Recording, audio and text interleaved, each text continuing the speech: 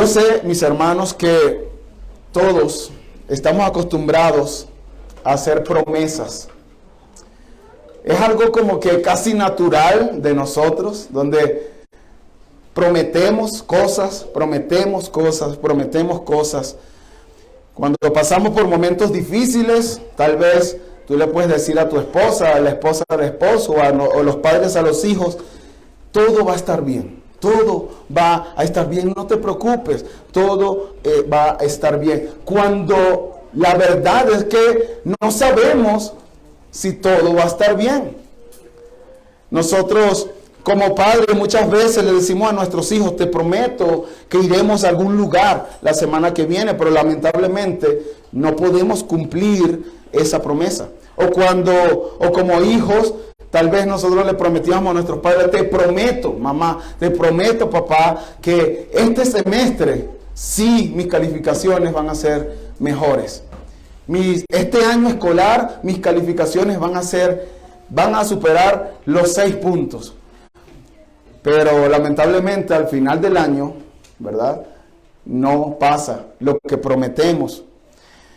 Lamentablemente, mis hermanos, nosotros no siempre podemos cumplir las promesas.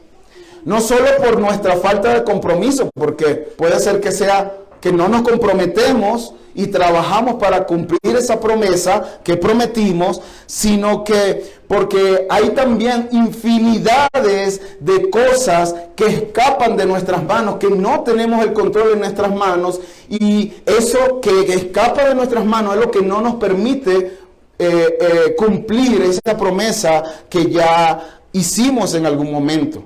Por ejemplo, yo le puedo una vez más prometer a mis hijas, a mi esposa, la semana que viene nos vamos de vacaciones, pero el día anterior a ese día sucede algo, se daña el carro, hay un terremoto, cualquier cosa que escapa de mi poder, de mis fuerzas, y entonces no puedo cumplir lo que he prometido.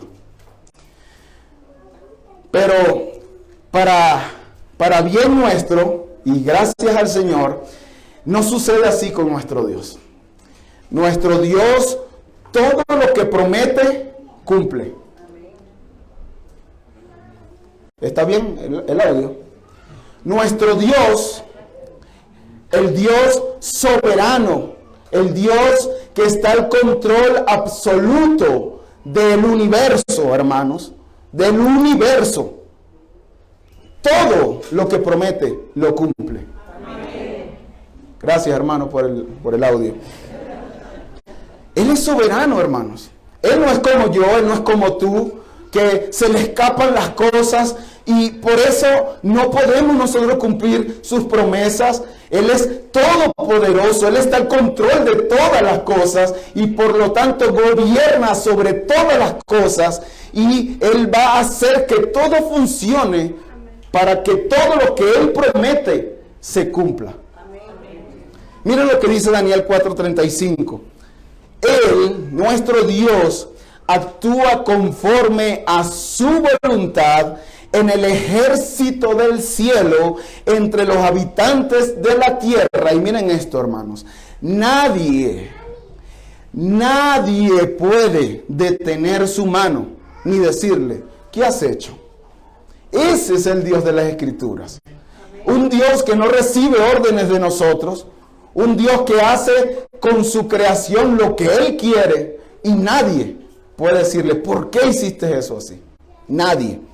Lamentablemente, nosotros somos expertos en humanizar a Dios. Y pensamos muchas veces que Él va a reaccionar como nosotros, pero nada está más lejos de lo que enseña la Escritura en cuanto a eso. De hecho, el Salmo 50:21 nos dice, pensaste que yo era tal como tú, pero no es así, no es así. La realidad es que nuestro Dios gobierna. Escuchen eso, hermanos. Nuestro Dios gobierna y gobierna eficazmente sobre todas las cosas, y por eso, porque Él gobierna eficazmente sobre todas las cosas, siempre cumple lo que promete. Amén. Siempre, hermanos. Esta enseñanza la hemos titulado Seguros en su propósito, seguros en su propósito. Y el pasaje, mis hermanos, que estudiaremos hoy, es uno de los más conocidos de toda la Biblia. Providencialmente, en nuestro aniversario, tocó este verso tan hermoso que vamos a estudiar el día de hoy, pero también es uno de los textos, de los pasajes más amados de toda la Biblia. Pero también es uno de los textos más profundos de toda la Biblia. Pero también este pasaje es uno de los más mal interpretados de toda la Biblia. Por lo que les pido, mis hermanos, mis amados hermanos y amigos que están aquí, que escuchen esta enseñanza como si fuese la primera vez que la escuchan. Ahora, en estos tres versículos, 28, 29 y 30 del capítulo 8 de Romanos, se mencionan doctrinas profundas como la soberanía de Dios, la elección, la predestinación, el llamamiento eficaz, la santificación, la glorificación.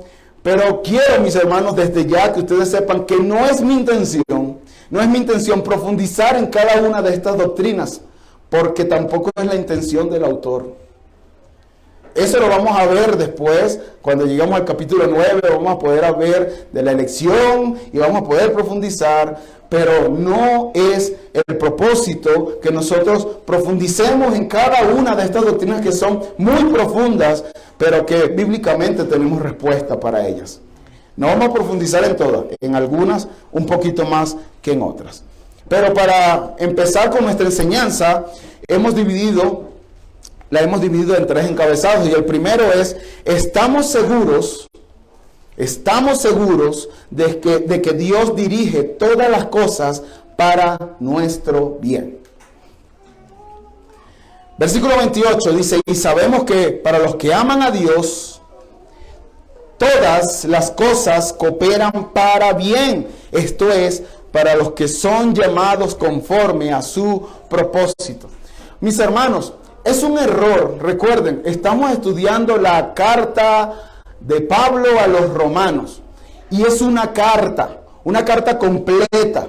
Nosotros ahorita la tenemos dividida con algunos títulos y con algunos capítulos y versículos. Pero cuando Pablo escribió, eso no era así. Era una sola carta, un solo cuerpo completo. Y este texto que vamos a estudiar el día de hoy no es parte de esa carta. Entonces nosotros no podemos leer este texto aislado de su contexto. ¿Por qué? Porque podemos formar un pretexto, ¿verdad? Y podemos empezar a creer cosas que no son. Entonces eso es importante. Pablo le escribe a la iglesia de Roma y viene trayendo una línea de pensamiento. Por eso nuestro texto empieza con la letra I, un conectivo, un conector que nos lleva a conectar, valga la redundancia, con el contexto anterior, ¿verdad? Entonces, Pablo nos dice que a causa del pecado que se introdujo al mundo por Adán, ¿verdad? Y ese pecado fue transferido como una herencia a toda la humanidad, ¿verdad? Los hijos de Dios, los que hemos sido salvados por gracia, ¿verdad? Los hijos de Dios, actualmente experimentamos sufrimiento, porque el pecado también trajo consecuencias cósmicas a toda la creación, ¿verdad? Y entonces nosotros experimentamos sufrimientos, terremotos, enfermedades, problemas en esta vida, y nosotros gemimos. Y veíamos eso de la semana pasada y la pasada. Vimos cómo la creación gime, vimos cómo nosotros, los hijos de Dios, gemimos, pero también vimos la semana pasada cómo el Espíritu Santo junto con nosotros y la creación gime. Los creyentes, la creación y el Espíritu Santo gime porque llegue, esperando que llegue ese momento en el que nuestro Señor Jesucristo llegue por segunda vez y se acabe todo esto. Toda esta consecuencia del pecado, problemas, enfermedades, muerte, todo eso. Y nosotros gemimos por eso. Por eso el apóstol empieza diciendo, y sabemos. ¿Ven? Con esto en mente, y sabemos, Pablo lo que nos dice, mejor dicho, Pablo no nos dice, y bueno, yo creo que tenemos la posibilidad. No. Eso no es lo que está diciendo Pablo. Es probable, hermanos, que esto suceda. No, Pablo está diciendo, y sabemos, Pablo expresa absoluta certeza. Él está convencido, él está seguro. Por esa seguridad, esa certeza, viene de evaluar, escucha esto, hermano, de evaluar el presente a la luz de la seguridad futura que tenemos. Esa seguridad viene de evaluar el presente. No sé qué tú estás viviendo ahorita, yo no lo sé, pero esta seguridad viene de evaluar el presente y contraponerlo con nuestra seguridad futura de que Cristo vendrá en algún momento y todo esto se acabará. Recuerden, no hay comparación, mis hermanos, no hay comparación. Dios ya nos declaró justos por medio de Cristo. Él nos adoptó como sus hijos y nos dio a su Espíritu Santo para sellar esa adopción, ¿verdad? Y de allí, de ese entendimiento, viene esa seguridad. Pero, ¿de qué está seguro Pablo? Bueno, la seguridad viene de ese entendimiento, pero nuestro texto nos dice que Pablo está seguro porque él dice, y sabemos que para los que aman a Dios, todas las cosas cooperan para bien. Ahora, Pablo empieza con una exclusividad. Él no dice allí en nuestro texto, y sabemos que todas las cosas ayudan a bien, ¿verdad? Él no dice eso. Él dice, sabemos que para los que aman a Dios, todas las cosas ayudan a bien. Así que hay una exclusividad de los que gozan esta asombrosa promesa. Es exclusiva esta promesa, no es para todos. Es exclusiva para los que aman a Dios. Pero la pregunta que surge ahora, ¿quiénes son los que aman a Dios? ¿Quiénes son las personas que aman a Dios? Bueno, la Escritura nos dice que nadie puede amar a Dios si Dios primero no lo ama a él. Nadie. Eso es lo que nos dice primera de Juan 4:19, y lo voy a leer de la Biblia Reina y Valera en esta ocasión. Dice, nosotros le amamos a Él porque Él nos amó primero. ¿Ven? Nosotros podemos amar a Dios solamente, hermanos, porque Él nos ama primero a nosotros. Ya vimos nosotros desde el capítulo 1, 18 hasta el 3, 20, nosotros vimos que la naturaleza del ser humano no es amar a Dios, es aborrecer a Dios, es odiar a Dios. ¿Pero por qué? Bueno, porque ama el pecado. El ser humano sin Dios ama tanto su pecado que no viene a Dios y por lo tanto aborrece a Dios, no quiere nada con Dios. Pero Dios amó primero a ese hombre enviando a Cristo. Y cuando ese hombre entiende eso, entonces, ¿verdad? Hay una obra de regeneración en el corazón. Y entonces, después de eso, es que el hombre puede llegar a amar a Dios. Eso es lo que nos enseña otra vez Primera de Juan, ahora sí de la Biblia de las Américas, el capítulo 4, versículo 10, dice, en esto consiste el amor. No en que nosotros hayamos amado a Dios, sino en que Él nos amó a nosotros. ¿Y cómo nos amó? Enviando a su Hijo en propiciación por nuestros pecados. ¿Ven? Esa es la mayor muestra de amor de Dios para con nosotros, hermanos. Así que esta promesa que está aquí, hermano, es para esas personas que Dios amó y por lo tanto nosotros podemos amarlo a Él. Así que a través de ese sacrificio que Dios, el sacrificio de Cristo, que Dios muestra su amor para con nosotros. Pero ¿cómo nosotros, verdad? Esos que ya hemos sido amados por el Padre y entonces ahora nosotros amamos, ¿cómo nosotros demostramos ese amor? ¿Será diciéndole todos los días, a cada momento, te amo, te amo, te amo, Señor, yo te amo, Señor, te amo, te amo, te amo, te amo, y estar todo el día diciendo, Señor, te amo, te amo? ¿Será de esa forma? Bueno, la Escritura nos dice que no es de esa forma. Por supuesto que nosotros tenemos que en un sentido, ¿verdad? Decirle a Dios que le amamos, porque le amamos definitivamente. Pero nada vale que tú digas a Dios, te amo, te amo, te amo, y tus hechos demuestren otra cosa, ¿verdad? Y eso es lo que nos dice la Escritura en Juan capítulo 14, Evangelio de Juan 14, vamos a leer varios versículos de allí, de Juan 14, dice en el versículo 15, si me amáis, guardaréis mis mandamientos. Versículo 21, el que tiene mis mandamientos y los guarda, ese es el que me ama. Versículo 23, si alguno me ama, guarda mi palabra. Y ahora el versículo 24 nos lo dice de forma negativa, el que no me ama, el que no me ama, no guarda mi palabra. Entonces, ¿quiénes son aquellos que aman a Dios? En primer lugar, aquellos que Dios amó primero, y como consecuencia de ese amor, de ese sacrificio perfecto de Cristo, entonces ellos van a amar a Dios obedeciendo su palabra. Mi pregunta para ti es, ¿tú amas a Dios? ¿Tú amas a Dios? ¿Tú obedeces su palabra? ¿Tú estás constantemente llenándote de la palabra de Dios? Y no solamente llenándote, sino estás constantemente esforzándote para obedecer esa palabra de Dios.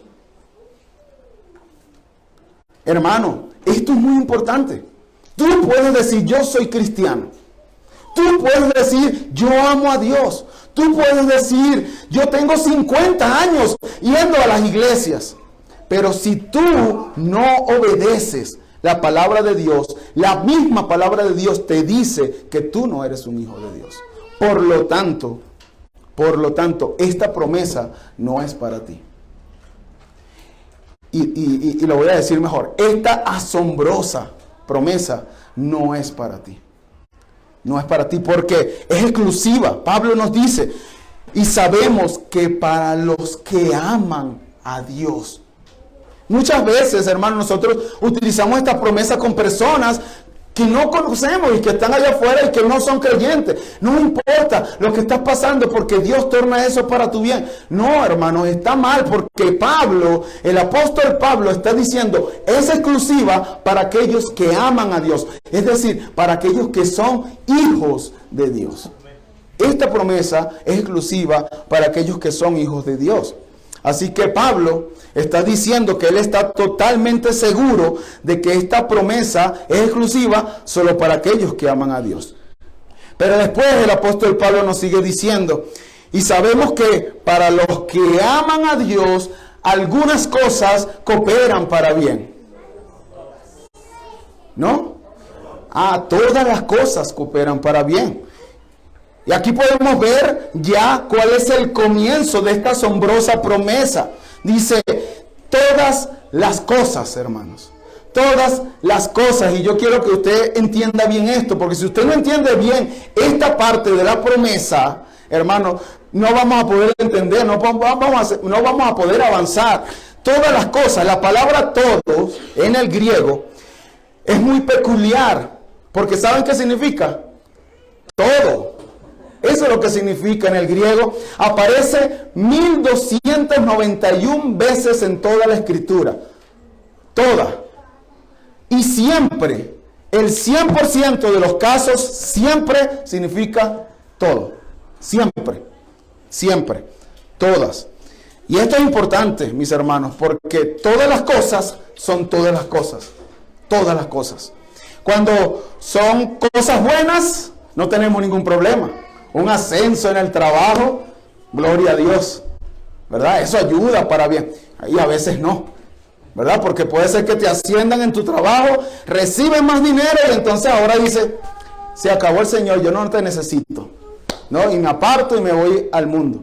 Entonces, aún eso que parece bueno, no siempre es bueno, ¿verdad? Pero el Señor aquí dice que todas las cosas.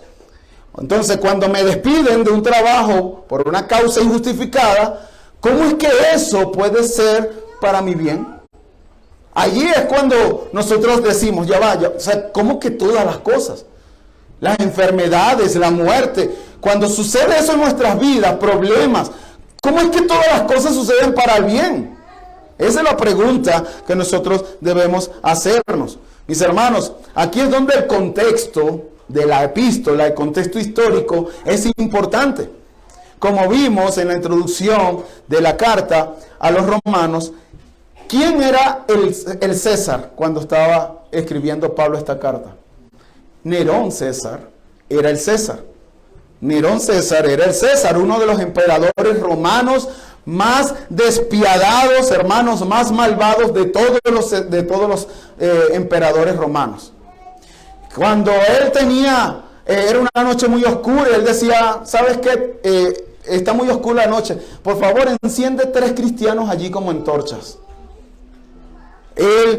Había el circo romano donde mandaba a los leones a que se comieran a los cristianos, que no confesaran que el César era el Señor, el Curios, sino que Cristo, los cristianos, los verdaderos cristianos decían, Cristo es mi Señor, y en ese momento estaban diciendo, el César no es mi Señor, y entonces venía la persecución, venía la muerte para los cristianos. Hermanos, ¿cómo es posible que en medio de estas circunstancias, porque las aflicciones de este momento no se comparan a las nuestras, todas las aflicciones que tú estás teniendo, o la mayoría, no son por seguir a Cristo. No son porque tú confiesas que Cristo es tu Señor. No. Esta sí.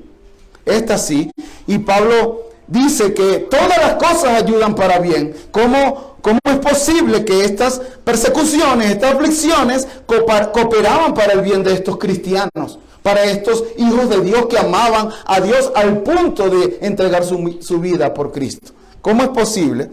Bueno, aunque la respuesta más específica a esta pregunta la vamos a ver en el segundo punto, Pablo no tiene en mente aquí lo que nosotros queremos o lo que nosotros creemos que nosotros necesitamos. Ese no es el bien para nosotros. No es lo que nosotros creemos que es el bien, lo que nosotros creemos que necesitamos que es el bien. No es eso lo que Pablo está diciendo aquí. Lo que Pablo está hablando aquí como el bien es lo que Dios sabe que nosotros necesitamos. Lo que Dios sabe que necesitamos, hermanos. Miren, una cosa es decir, yo necesito ir al cine. ¿De verdad lo necesitas? ¿Es una necesidad que si no vas, te mueres si no vas al cine? No, yo necesito comer. Bueno, esa es otra cosa. No hay comida en mi casa, no tengo absolutamente nada y si no como, entonces muero. Eso es una necesidad. Bueno, nosotros muchas veces necesitamos cosas como esas, como yo necesito un televisor de 50 pulgadas en mi casa. Señor, es que tú no me lo das y yo estoy... Eso no es necesario. Para ti no es necesario. Bueno, Dios sabe, hermanos, lo que realmente nosotros necesitamos. Dios sabe lo que realmente nosotros necesitamos. Ahora, esto no quiere decir, mis hermanos, porque estamos hablando que esto puede incluir cosas buenas y cosas malas, no quiere decir que lo malo sea bueno en sí. El pecado no es bueno en sí. El pecado es malo. Las obras de Satanás son malas. Lo que Pablo está diciendo aquí es que Dios permite esas cosas, ¿verdad?, que son malas en sí, pero dice que Pablo dice, hay un Dios soberano que gobierna sobre todas las cosas y que hace que aún esas cosas malas, que son malas en sí, cooperen para nuestro bien. Eso es lo que Pablo está diciendo. Y vamos a ver 2 ejemplos bíblicos de cómo es que esto sucede. Y es inevitable, hermanos, hablar de José. Es inevitable hablar de José. José era un hombre justo, un hombre recto, un hombre que amaba a Dios.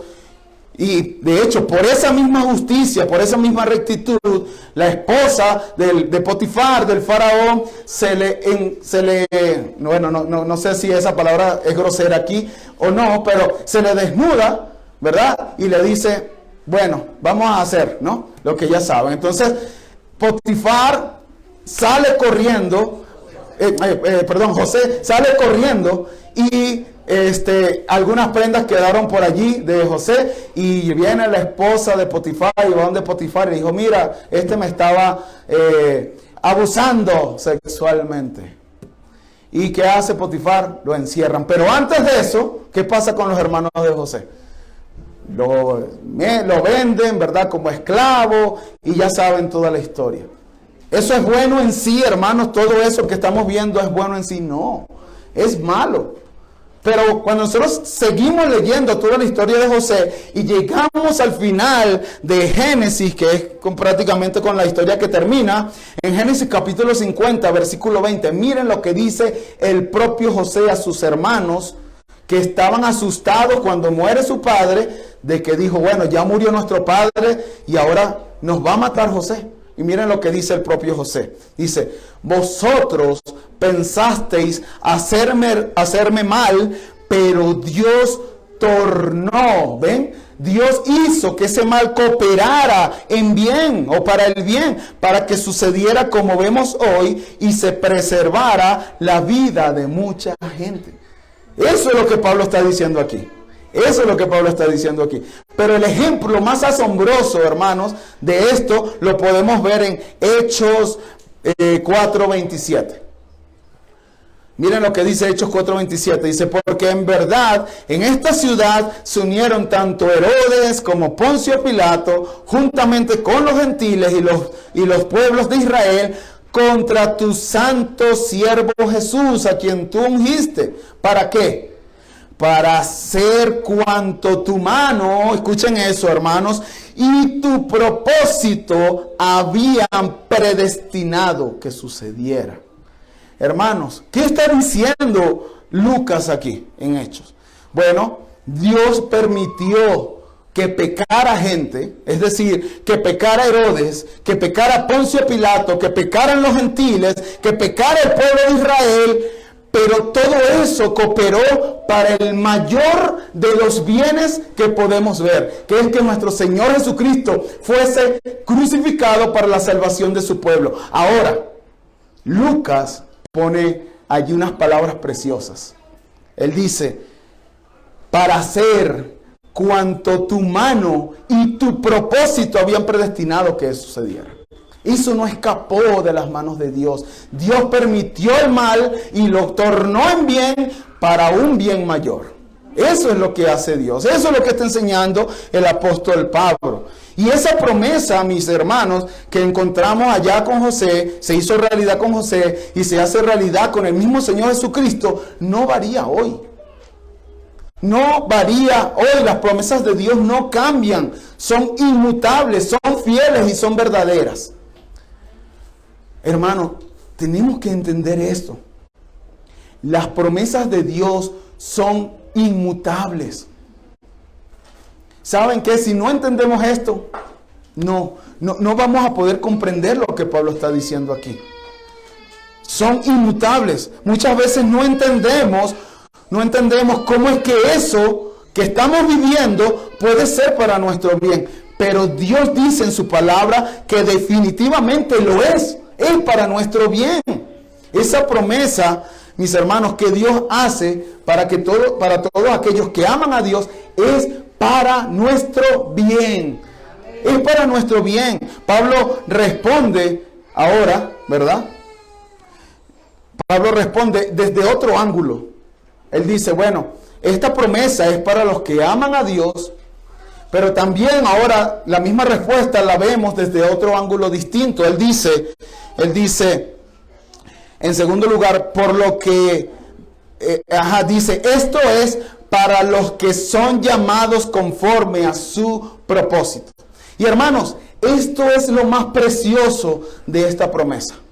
¿Saben por qué?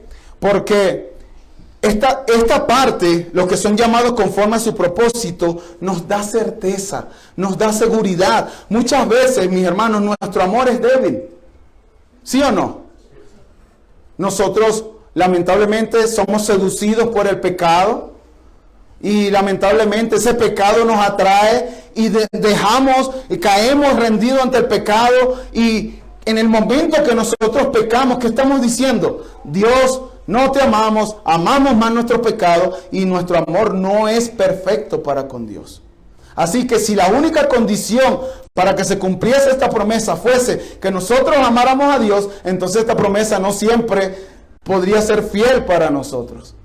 Pero esta parte que menciona Pablo, esto es, y hace como una aseveración, esto es para los que son llamados conforme a su propósito. Esto sí da certeza, esto sí da seguridad, porque ¿saben qué? No depende de nosotros.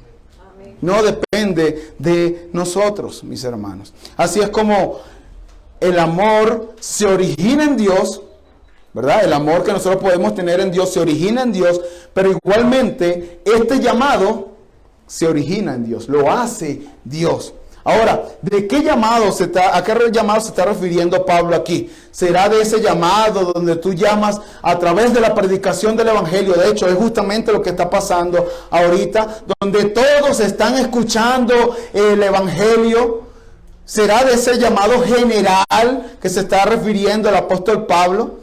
No, hermanos, no es a ese llamado general, donde cada persona escucha, sino a ese llamamiento interno, a ese llamamiento eficaz que Dios hace a través de su Espíritu en cada uno de aquellos que Él llama eficazmente para ser sus hijos. Hay un llamamiento general, pero es verdad que no todos los que están aquí van a creer. Es verdad y es lamentable a la vez. No todos van a creer, pero hay algunos que van a creer en ese llamado. Bueno, es de ese llamado, de esos que creen, de ese llamado es el que está hablando el apóstol Pablo aquí. Pablo dice que ese llamado es conforme a su propósito. Y Pablo pasa a proceder, o pasa a explicarnos cuál es ese propósito. Vamos a avanzar un poquito más rápido por el tiempo. En segundo lugar, vemos que el propósito de nuestra salvación es ser hechos a la imagen de Cristo. El propósito de nuestra salvación es ser hechos a la imagen de Cristo. Miren el versículo 29. Porque a los que de antemano conoció, también los predestinó a ser hechos conforme a la imagen de su Hijo. ¿Para qué? Para que Él sea el primogénito entre muchos hermanos. Dios empieza con un llamado. Ese llamado eficaz. Y ese llamado hace posible que una persona que escucha responda con fe. La fe es por el oír y el oír por la palabra de Dios. Bueno, ese es el llamado eficaz. La salvación viene como resultado y queda asegurada porque el Señor dispone todas las cosas en la vida del creyente, que todas las cosas en la vida del creyente obren, cooperen para su bien. Ahora, ¿cuál es ese bien último? Recuerden que dijimos que en el segundo punto íbamos a explicar qué es ese bien. Bueno, el bien, el mayor bien, el bien de este texto es ser hechos conforme a la imagen de su Hijo. Ese es el bien. No estamos hablando de que tú seas millonario. No estamos hablando de que tú no tengas enfermedades. No estamos hablando de que tú no vas a vivir problemas. No estamos hablando de que tú no vas a ser perseguido por decir que eres creyente. No estamos hablando de cosas que allá afuera dicen que es el bien. No estamos hablando de eso. El bien que Pablo refiere aquí es que seamos formados a la imagen de Cristo. Ese es el bien, hermano. Tenemos que entenderlo. El propósito de nuestra salvación es ser hecho a la imagen de Cristo. Ese es el propósito. Y Dios usa todas las circunstancias, todas las situaciones, todas las enfermedades, la muerte de nuestros familiares, todas las aflicciones para que esto se lleve a cabo. Este propósito, ser formados a la imagen de Cristo, se lleve a cabo y se cumpla en nuestras vidas, hermanos. Ahora, cuando nosotros hablamos del propósito, ¿verdad? No podemos pensar en nuestros propósitos. Nosotros nos proponemos en el mes de enero leer la Biblia en un año. ¿Y qué pasa cuando llegamos a Deuteronomio? Se acaba el propósito. No se cumple el propósito. No se cumple muchas veces el propósito. Nos proponemos a empezar a comer más sano y hacer ejercicio. ¿Y qué pasa cuando se te atraviesa una hamburguesa? Se te olvida el propósito. Y no cumples el propósito, ¿verdad? Nos proponemos llegar temprano los domingos. Sí, es que ya me dijeron y yo, ahora sí, a las 10 en punto, porque a las 10 empieza la escuela bíblica dominical. ¿Qué pasa el siguiente domingo? Llega a las 10:30. No se cumple el propósito, mis hermanos. Pero los propósitos de Dios no son como nuestros propósitos. Una vez más, no podemos humanizar a Dios. No podemos humanizar a Dios. De hecho, el propósito de Dios, un sinónimo en la Biblia de decreto. ¿Saben qué es decreto? Cuando la Escritura habla de decreto, es ese plan eterno que Él ideó en la eternidad pasada, donde Él dijo, todo va a suceder de esta forma. Ese es el decreto de Dios. Y Pablo dice aquí que nosotros somos llamados conforme a ese decreto. Nosotros somos llamados conforme a ese decreto. En la eternidad, Dios incluyó ese llamamiento. Y Dios predestinó, como vamos a ver en el tercer punto, de que todas las cosas que sucedan para nosotros van a ser para nuestro bien, porque todas las cosas nos van a hacer a la imagen de Cristo. Ese es el propósito. Según los Corintios, mis hermanos, versículo 20, nos dice, pues tantas como sean las promesas de Dios, en Él, en Cristo, son todas sí. Por eso también, por medio de Él, de Cristo, amén, para la gloria de Dios, por medio de nosotros. Hermanos, las promesas de Dios, todas se van a cumplir. Amén.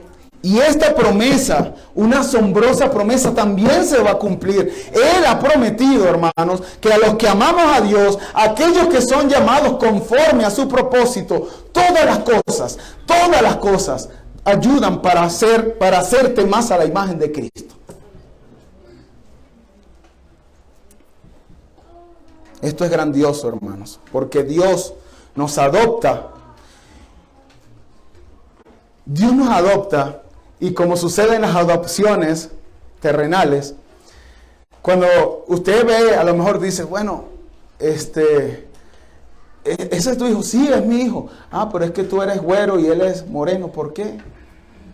No se parecen muchas veces. Es que él es adoptado. Ah, ok. Y hay personas que adoptan personas asiáticas, ¿no? Y son de aquí, occidental. Entonces dicen como que, sí, es mi hijo. ¿What? O sea, su papá es de Japón. No, es de México. Ah, entonces, no se parecen, ¿verdad? No se parecen.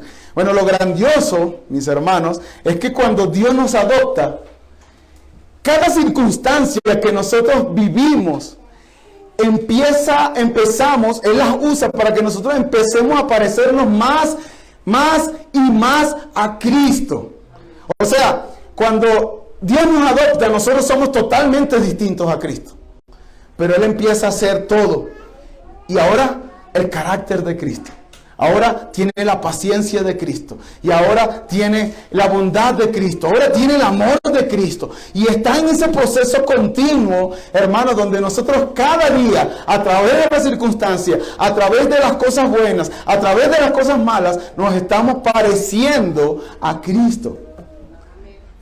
Eso es lo que está diciendo el apóstol Pablo. Por eso dice, para que Él sea el primogénito entre muchos hermanos. Para que nosotros nos parezcamos cada día más a Cristo. Y saben que cuando llega aquel día de glorificación, nosotros vamos a ser como Él es. Eso es lo que dice el apóstol Juan y lo vamos a citar más adelante. Hermanos, con el pecado, la imagen de Dios en nosotros fue distorsionada. Eso ya lo vimos y espero que ya lo tengan claro. Fue distorsionada. Es como un Ferrari. Un Ferrari sigue siendo Ferrari aunque esté totalmente chocado. Sigue siendo Ferrari. Así es la imagen de Dios en nosotros. Tenemos la imagen de Dios, sí, pero está totalmente distorsionada la imagen de Dios. Entonces, lo que Pablo dice aquí es que el molde que Dios usa, para volver esa imagen que está distorsionada, es Cristo. No sé si ustedes han visto estos procesos industriales donde se derrite el metal con el calor, se vierte en un molde y entonces toma la forma de ese molde. Bueno, eso es justamente lo que está haciendo Dios con nosotros. Está usando, ¿verdad?, el cincel, está quitando todo lo que no es Cristo, está derritiendo con calor el metal para que nosotros tomemos la forma de ese molde que es Cristo. Pero eso es doloroso, hermanos. Muchas veces eso es doloroso. Y usa las circunstancias difíciles para eso. Miren lo que dice. Y esto sí es necesario. Esto es necesario. Miren lo que dice Hechos 14:22. Dice, fortaleciendo los ánimos de los discípulos, exhortándolos a que perseveraran en la fe, diciendo que es necesario que a través de muchas tribulaciones entremos en el reino de Dios. Esto sí es necesario. No es como ir al cine. Eso no es necesario. Es como, si nosotros no tenemos eso, nosotros vamos a morir. Es necesario. Eso es lo que está diciendo el apóstol Pablo allí. Miren 2 Corintios 3:18. Pero nosotros todos, con el rostro descubierto, contemplando como en un espejo la gloria del Señor, estamos siendo transformados en la misma imagen. ¿La imagen de quién? De Cristo. Estamos siendo transformados en la misma imagen, hermanos. Cristo es la imagen exacta de Dios. Y Dios está transformándonos con todos los acontecimientos, situaciones que tú estás viviendo, transformándote cada día más conforme a esa imagen. Eso es lo que está diciendo el apóstol Pablo aquí. Así que este propósito principal y final, este es el propósito principal y final, y que es necesario, hermanos, para que este propósito se cumpla, que nosotros pasemos por circunstancias difíciles. Porque Él está quitando todo lo que no es Cristo de nosotros. Eso es lo que está diciendo el apóstol Pablo. Y miren lo que dice Juan. 1 Juan 3:2. Amados, ahora somos hijos de Dios. Y aún no se ha manifestado lo que habremos de ser. Pero sabemos, ¿ven? La misma palabra. Sabemos que cuando Él se manifieste, seremos semejantes a Él, porque le veremos como Él es. Y todo el que tiene esta esperanza puesta en Él, se purifica así como Él es puro. Se santifica. Y Dios usa dentro de la santificación todos aquellos problemas y dificultades para hacernos más a la imagen de Cristo. Hermanos, cuando nosotros estemos en el cielo, todos nos vamos a parecer, es un ejemplo, todos nos vamos a parecer a Cristo. Ay, Él es Cristo. Por supuesto, va a haber una diferencia abismal entre Cristo y nosotros, pero todos nosotros nos vamos a parecer mucho a nuestro hermano mayor, nuestro Señor Jesucristo, en el cielo. Lo que nos lleva a nuestro tercer encabezado. El propósito de nuestra salvación está seguro en Dios desde la eternidad hasta la eternidad. Escucha eso, hermano, otra vez. El propósito de nuestra salvación. ¿Cuál es el propósito de nuestra salvación? Ser formados a la imagen de Cristo. Bueno, ese propósito está seguro desde la eternidad hasta la eternidad. Versículo 29. Porque a los que de antemano conoció, también los predestinó. Versículo 30. A los que predestinó, a esos también llamó. A los que llamó, a esos también justificó. Y a los que justificó, a esos también glorificó. Esto es lo que se llama, mis hermanos, en la teología, la cadena irrompible de la salvación. Irrompible de la salvación. Esta cadena tiene 5 eslabones y el primer eslabón de esa cadena, que es la elección, ¿verdad? O como le llama aquí a los que antes conoció, está en la eternidad pasada. Pero el eslabón número 5 de esa cadena está en la eternidad futura. O sea, que esta cadena está desde la eternidad hasta la eternidad. Esto implica que lo que Pablo está diciendo aquí es cierto, escuche esto, hermano, es cierto para todos los creyentes de todos los tiempos. Miren lo que dice John MacArthur en base a esto. La seguridad en Cristo es tan absoluta e inalterable que hasta la salvación de creyentes que todavía no han nacido puede expresarse en pretérito verbal. ¿Qué quiere decir eso? Como si ya hubiese ocurrido. No han nacido personas que van a ser creyentes, pero ellos ya han sido glorificados. Ellos ya han sido elegidos desde antes de la fundación del mundo. Y ellos ya han sido glorificados. Porque Dios no vive en nuestro tiempo. Él vive en la eternidad. Para Él no hay pasado, presente y futuro. Eso es para nosotros. Así que cuando veamos de manera breve estos 5 eslabones que demuestran que el propósito de nuestra salvación está seguro en Dios desde la eternidad hasta la eternidad, vamos a tener ahora seguridad de nuestra salvación. Vamos a tener ahora seguridad. En primer lugar, vamos a ver la elección, versículo 29. Porque a los que de antemano conoció, ¿verdad? Ahí vemos los que de antemano conoció. Y lamentablemente, hermanos, muchos han malinterpretado este texto. Miren lo que dice Primera de Pedro 1:1. Al final del versículo 1 nos dice, elegidos según el previo conocimiento de Dios Padre. Previo conocimiento. Ahora, algunos toman estos dos textos, tanto Romanos 8:29 como Primera de Pedro 1:1 y 2, para decir, escuche esto, hermano, porque esto es muy importante. Yo quiero aclarar, si usted está confundido con esto, lo que dice la Biblia. Algunos dicen que Dios basó su elección, o sea, el motivo por el que Dios te eligió a ti, si tú eres un hijo de Dios, fue que Él conocía de antemano que tú ibas a tener fe en el futuro. O sea, Dios, para que nosotros veamos mejor, Dios viajó en ese túnel del tiempo y dijo, Orlando va a creer en el año tal. Ok, yo elijo Orlando. Uziel va a creer en el año tal. Ok, yo elijo Uziel. Y así sucesivamente con cada uno de sus hijos. Hay muchos hermanos que creen que Dios basó su elección en base a su presciencia o su preconocimiento. Pero eso no es lo que Pablo está enseñando aquí. Mis hermanos, si esto fuese así, nuestra salvación en última instancia dependería de nuestra fe.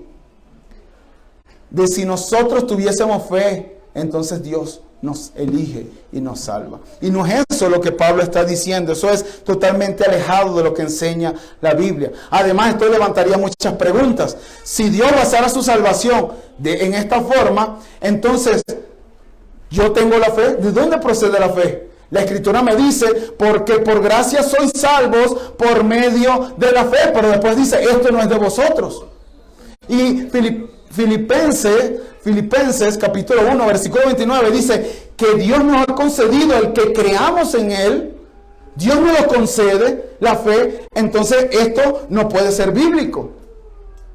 Dios no basa su elección en base a su preconocimiento de las cosas. No es eso. Para nosotros poder entender eso, mis hermanos, nosotros tenemos que entender que cómo se usa la palabra conocimiento en la Escritura. La palabra conocer, ginosko, es la palabra griega, tiene que ver con una relación íntima. Una relación íntima, y se usa así aún desde el Antiguo Testamento. De hecho, cuando se dice que Abraham conoció a Sara, no quiere decir que le dijo, Sara, mucho gusto, mi nombre es Abraham, y Sara quedó embarazada. No, ¿verdad? No es eso a qué se refiere. Se refiere a una intimidad a tal punto de que ellos se vuelven una sola carne. ¿Ven? La palabra conocer, así es como se usa, y es ese conocimiento que Pablo habla aquí, Pablo y Pedro.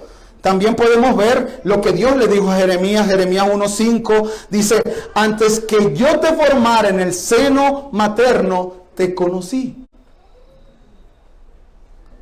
Ya había una relación, ya yo te conocía íntimamente, eso es lo que está diciendo, ya yo te amaba, ya yo te había elegido. Está hablando de un amor electivo. Eso es lo que está diciendo allí. Es un conocimiento especial. Miren lo que dice Amós acerca del pueblo de Israel. Amós 3:2 en el antiguo pacto. Dice, a vosotros solamente he conocido de todas las familias de la tierra. Estoy leyendo Reina Valera. A vosotros solamente he conocido de todas las familias de la tierra. Esto quiere decir que Dios no conocía al resto de las naciones. Dios es omnisciente, sí las conocía, pero conocía a Israel de una forma distinta al conocimiento que tenía del resto de las naciones. Eso es lo que está diciendo allí. Por eso, ¿verdad? Por eso es que la Biblia de las Américas lo traduce como solo a vosotros he escogido, porque está hablando de un amor especial que los elige. ¿Ven? Es por eso Jesús habló de esta misma clase de conocimiento cuando dijo en Juan 10:14, yo soy el buen pastor y conozco a mis ovejas. Y conozco mis ovejas. Y las mías me conocen. Y versículo 15, de igual manera, con este mismo conocimiento, que el Padre me conoce y yo conozco al Padre. Tenemos una relación íntima. Eso es lo que está diciendo. Nos amamos profundamente. Eso es lo que está diciendo el apóstol Juan, el Señor Jesucristo aquí. Así que prognoscos, preconocimiento, es mucho más que saber algo por adelantado. Está hablando de que Él nos eligió desde antes de la fundación del mundo para tener una relación de amor íntima con nosotros. Eso es lo que está diciendo el apóstol Pablo aquí. Y de manera contraria, el Señor Jesucristo le dice ahí en Mateo 7:23, dice, jamás os conocí. ¿Ven? Jamás os conocí. ¿Qué quiere decir? Yo nunca tuve una relación íntima con ustedes. Nunca los conocí. Apartados de mí, los que practicáis la iniquidad. Entonces, mis hermanos, nosotros tenemos que entender esto. Por eso, la Biblia textual traduce el versículo 29, porque a los que antes escogió, también los predestinó. Y eso es una muy buena traducción, porque está hablando de la elección de Dios. Ahora, sigamos avanzando. Pablo dice allí, porque a los que de antemano conoció, también los predestinó. También los predestinó. Pablo dice que a todos los que eligió, a todos los predestinó. De hecho, en el griego es así, es muy enfático. Todos los que eligió, todos los predestinó. Todos. ¿Ok? Eso es importante que nosotros tengamos en cuenta. La palabra aquí tiene que ver, es proorizo, de donde viene nuestra palabra horizonte, y significa preordenar. Preordenar tiene significado literal de poner una marca con el cual se determina por anticipado. Eso es lo que está diciendo. Miren lo que dice Hechos 2:23. Dice, la misma palabra, a hablando de Cristo, entregado por el plan predeterminado y el previo conocimiento de Dios. ¿Qué está diciendo aquí Lucas? Que Cristo ya había sido predestinado para ser entregado y morir en la cruz para salvación. Ese era su destino. Ese era su destino. Y lo que Pablo está diciendo es que nosotros fuimos elegidos, y todos los que fueron elegidos, también Dios creó un destino para cada uno de ellos. ¿Cuál es ese destino? ser formados a la imagen de Cristo. Y eso tiene que ver con dos cosas: nuestra santificación, porque lo está haciendo ahorita, de este lado de la eternidad, pero también con nuestra glorificación, porque un día seremos como Cristo es. ¿Ven? Eso es lo que está diciendo el apóstol Juan allí. En Efesios 1:4 dice: según nos escogió en Él antes de la fundación del mundo. ¿Para qué? Para que fuésemos santos y sin mancha delante de Él. En amor nos predestinó para adopción como hijos para sí, mediante Jesucristo, conforme al beneplácito de su voluntad. Hermano, ahora hay algunos que aborrecen esta enseñanza. No quieren, aunque la escritura es clara y habla de la predestinación, la aborrecen, no quieren que estuviesen en la Biblia. Y dicen, empiezan a levantar argumentos como: bueno, pero si Dios ya los eligió desde antes de la fundación del mundo y los predestinó, entonces ¿para qué predicamos el Evangelio? Bueno, predicamos el Evangelio porque la Biblia nos los manda, y predicamos el Evangelio porque Dios no solamente creó el fin, que es la salvación, la glorificación, sino que también Él hizo el medio, que es la predicación del Evangelio. Por lo tanto, la única forma de que un pecador se salve es a través de la predicación del Evangelio. La única forma. La única forma. Porque ya que en la sabiduría de Dios, 1 Corintios 1:21, el mundo no conoció a Dios por medio de su propia sabiduría. Agradó a Dios mediante la necedad de la predicación salvar a los que creen, hermanos. Es el único medio. Por lo tanto, la iglesia cree en la predestinación, cree en la elección, pero también predica el Evangelio. En tercer lugar, el llamamiento eficaz. Ya hablamos de esto, solamente voy a leer dos textos. Juan 10:27, mis ovejas oyen mi voz y yo las conozco y me siguen. O sea que hay personas que no son sus ovejas y oyen su voz, pero no le siguen y no las conocen. Eso se está refiriendo al llamamiento eficaz. Miren Hechos 16:14. Y estaba escuchando cierta mujer llamada Lidia, de la ciudad de Tiatira, vendedora de telas de púrpura, que adoraba a Dios. Y el Señor abrió su corazón para que recibiera lo que Pablo dijera. Eso es un llamamiento eficaz. Eso es un llamamiento eficaz. Y eso es lo que está diciendo allí Pablo. A los que antes escogió, también los predestinó. Y a todos los que predestinó, también los llamó eficazmente. Eso es lo que está diciendo allí. Pero después dice, a todos los que llamó, a todos ellos también los justificó. Todos ellos en algún momento, a través de ese llamamiento, van a creer en Cristo, así como esta mujer. Dios abre su corazón, regenera su corazón, escucha la palabra de Dios y dice: wow, o sea, yo soy un pecador, yo voy camino al infierno, y si Cristo no me salva, yo voy a estar en el infierno. Y entonces ese pecador es justificado, es declarado inocente. La justicia de Cristo es puesta en su cuenta y todos sus pecados son puestos en la cuenta de Cristo. Por lo tanto, es declarado inocente delante del tribunal de Dios. Todos los que Él eligió, todos los predestinó, todos los llamó, y de todos esos llamados también van a ser justificados. Todos. Y aquí empieza el proceso de santificación, que ya hemos hablado durante toda la epístola, capítulo 8 de la epístola. Y después dice el apóstol Pablo que todos aquellos que han sido justificados, todos, hermanos, serán glorificados. De hecho, habla en pasado. Todos los glorificó, porque Él está hablando desde la perspectiva de Dios. Fíjense que Pablo aquí no menciona la fe ni el arrepentimiento, porque no está hablando desde nuestra perspectiva, está hablando desde la perspectiva de Dios. Para nosotros, para nosotros, Dios, es decir, para Dios, nosotros ya somos glorificados, porque eso es un sello, eso es seguro. Miren lo que dice aquí, 2 Timoteo capítulo 1, versículo 9. Quien nos ha salvado y nos ha llamado con un llamamiento santo, no según nuestras obras, sino según su propósito, una vez más, según la gracia que nos fue dada en Cristo Jesús. ¿Desde cuándo, hermanos? desde la eternidad. Para Dios, hermanos, ya nosotros somos glorificados, porque es una seguridad.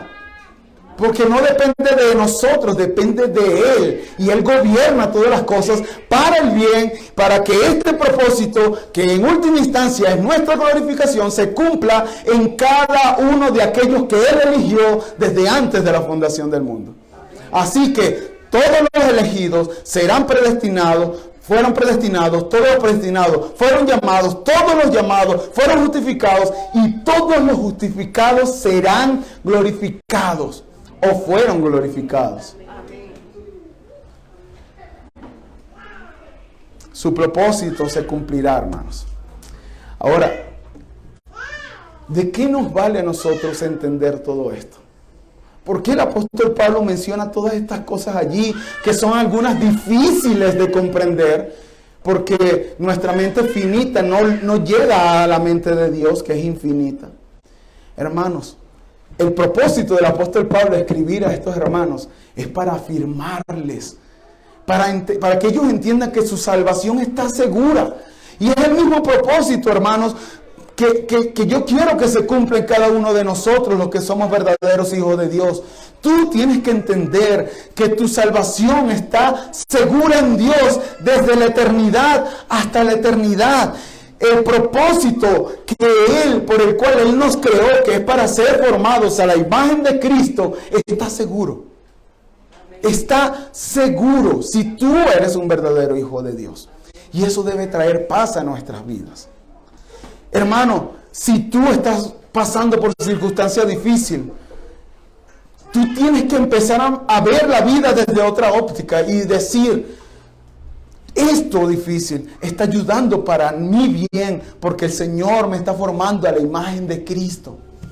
¿Y sabe qué va a pasar? Vamos a poder estar gozosos en medio de la adversidad. No con una sonrisa, yo no me estoy refiriendo al gozo como eso, sino que vamos a entender que nuestro Dios soberano está al control de eso, que no escapó de eso. Y vamos a poder tener paz en medio de la tormenta. Vamos a poder obedecer Filipenses capítulo 4 versículo 7. Y la paz de Dios, que sobrepasa todo entendimiento, guardará vuestros corazones y vuestras mentes en Cristo Jesús. Solamente una persona va a poder tener paz en circunstancias adversas cuando entiende que su propósito está seguro en Dios. Y ese es el propósito, hermano. Y yo espero que tú, a partir de ahora, todas esas circunstancias difíciles que tú estés viviendo, la veas a la luz de este verso. Romanos 8, del 28 al 30. Vamos a orar. Padre, te damos muchas gracias por este profundo texto. Profundo texto.